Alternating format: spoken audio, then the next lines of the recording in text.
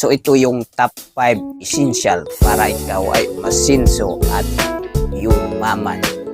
Una po ay remove excuses.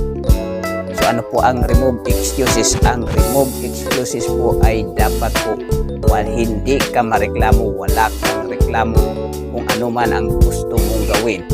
Yan po ang remove excuses. At sa ating pangalawa ay ang protect your integrity.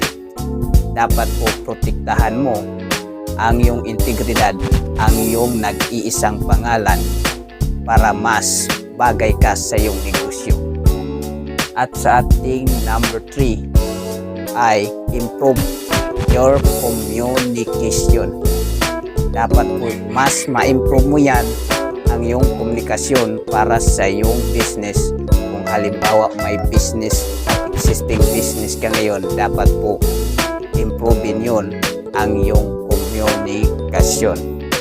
At sa ating number 4 po ay ang be on time every time. So halimbawa may meeting ka at dapat po 10 minutes before or 15 minutes before sa meeting mo ay nandun ka na. Yan po ay be on time every time. At sa ating panlast ay ang control of emotion. Dapat kontrolado mo ang emosyon mo. Kasi di mo yan kontrolado, maliligaw ka sa iyong goal mo, sa iyong buhay. So yan po ang top 5 essential to success para yumaman ka. Ang ating 1, remove excuses. Number 2, protect your integrity. Number 3, improve your communication. At number 4 po ay be on time every time.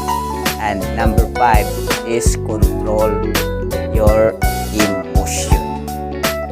So yan po ang ating top 5 essential para ikaw ay magiging success.